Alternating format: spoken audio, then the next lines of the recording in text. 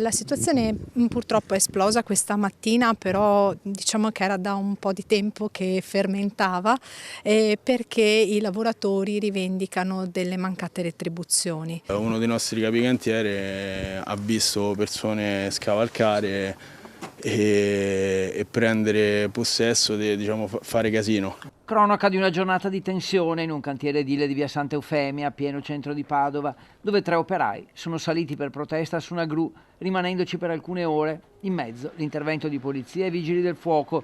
Da un lato alcuni lavoratori, tutti stranieri, egiziani, subsahariani, marocchini, dall'altro le ditte, una principale, le altre in subappalto. I lavoratori vivono la loro vita lavorativa e la loro vita extra lavorativa in condizioni che non sono dignitose. Inoltre lamentano la mancanza di un buono pasto per pranzo o cena, di vivere in casette di cantiere piccole senza servizi idonei, di dover discutere ogni mese per lo stipendio.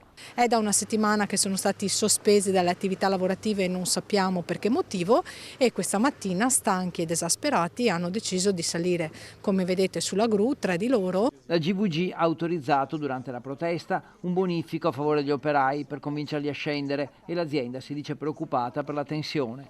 Noi del GVG siamo brave persone, cerchiamo di mantenere un rapporto civile e da brave persone con tutti.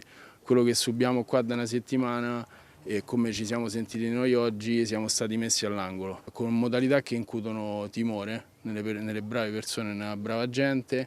Poi abbiamo chiamato la polizia, sono arrivati i sindacati, ci siamo messi a cercare di risolvere tutti insieme la situazione. Non possiamo avere paura di camminare dentro il cantiere. Intanto arriva un mediatore culturale per trattare con gli operai, si punta a un accordo sindacale con l'azienda per regolarizzare la situazione. Dalle carte non risultano problemi di pagamenti, sostiene l'azienda, che chiede di gestire senza tensioni.